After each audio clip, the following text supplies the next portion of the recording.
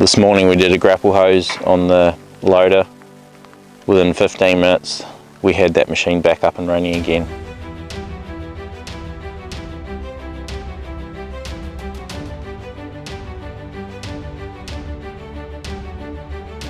I'm Nathan Peters, owner of NJP Logging and Tree Services. We're a steep slope harvesting company based in Colac, Victoria, harvesting steep slopes in the Otways. Currently we just run the one full-time crew, and we have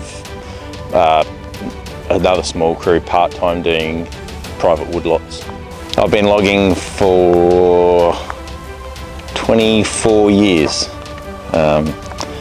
Moved over from New Zealand 15 years ago.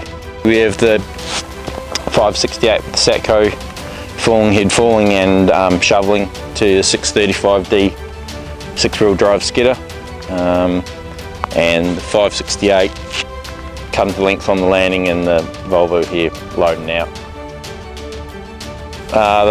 Probably the biggest challenges are just the steep slopes, weather conditions obviously.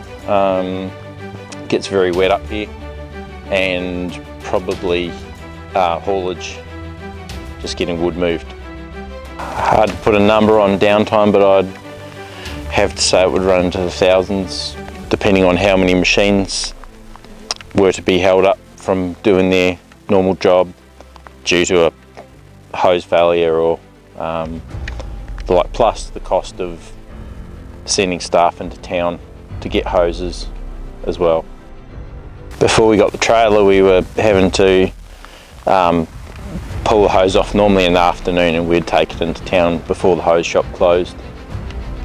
We would always carry a couple of spares that would sort of tie us over until we could fill the day out, so we were quite good at preventative maintenance.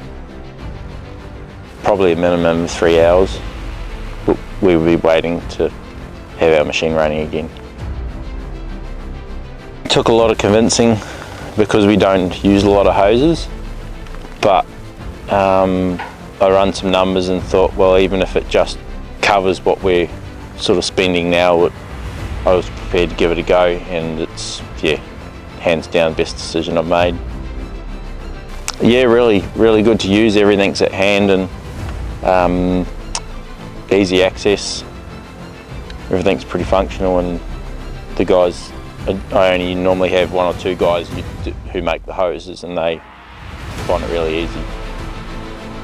Yeah, Josh came out on site and took us through the trailer and made sure we understood how to make hoses and what we were doing, and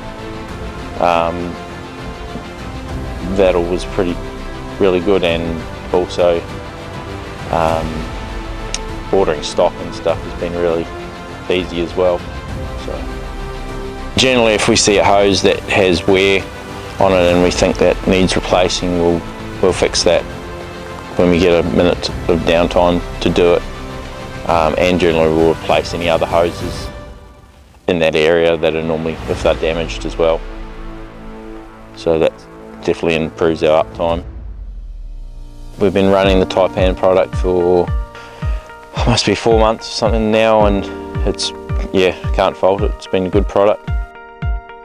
Yeah, we're running a couple of older machines in our fleet, which are probably getting to the stage where they need rehosing, which can be a huge cost.